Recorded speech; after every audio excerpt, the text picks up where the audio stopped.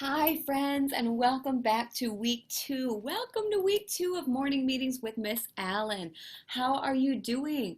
Did you go over last week's Uniquely You lessons? Did they work out for you? Did you recognize and realize some things some ways you are unique? I hope you did. I hope you really took the time to really go over those lessons and find ways that you are unique. Also, it was important to remember to connect with others and find ways you're alike and the same as others. Both those concepts are very, very important. So let's get to this week. This week we are talking about empathy. Empathy. Miss Allen, what is empathy? I have no idea what you're talking about. Well, you guys, empathy is when you can understand and share the feelings of others. Well, what does that mean? I don't share people's feelings. I'm my own person. Yes, you certainly are, but you know what? If someone were to fall down next to you or trip and hurt themselves, would you just walk away? Or what would you do? That is going to be the very first thing we talk about, friends, this week.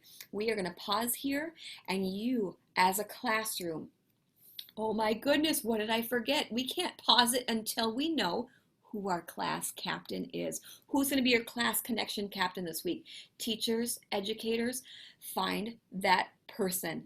Find who your classroom connection captain is. This person is going to be responsible and respectful, and they're going to be the ones calling on other students that are being responsible and respectful with their answers. So here we go. Let's talk about what you would do as a classmate, as a student, as a sibling, if you saw somebody fall down and get hurt. Pause right here. Are we back? Yay, we're back. Welcome back, you guys. I hope you took a few minutes as a classroom to talk about what you would do to show empathy. Would you choose to show empathy? That's really what the question is. How do we show empathy, Miss Allen? How did you come up with ways to show empathy?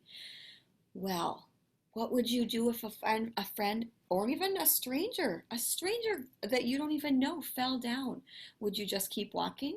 Would you stop and walk up and ask, are you okay?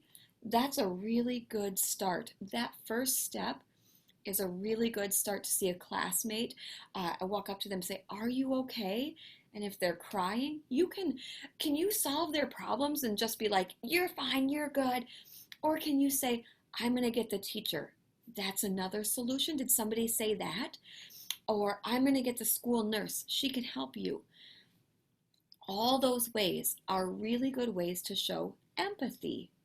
So empathy is not just helping somebody or choosing to help somebody when they get hurt. Empathy is also just really knowing what's going on around you. And say you like to make lots of noises on your desk all day long. Is that having empathy for other people? Or do you think that might be bothersome to other people to hear noises all day long, like tapping your pen? That can be kind of annoying, can't it?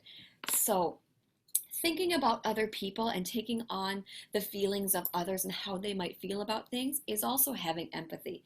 What about blurting out in class? If a teacher says, well, we raise our hands in class. I don't know how you do it. You might raise your hands, you might put your thumb up, however you call on people. But if you're just blurting out, is that having empathy for others? Is that having empathy for yourself? Those are questions that we need to answer as a group. So as we leave today, and as you are signing off and turning this portion of the lesson off, I want you guys to continue to talk about empathy and how you show empathy. And your challenge, just today's challenge, is going to be, will you choose to show empathy for others? Because we can't make you show empathy. We can't make you do anything. But we hope that you can learn how to show empathy for others when they are hurting or sad or scared or all the emotions we feel. Okay, you guys. So that's your challenge today. Are you going to choose to show empathy? Keep talking as a classroom about it. And we will see you tomorrow. Bye-bye.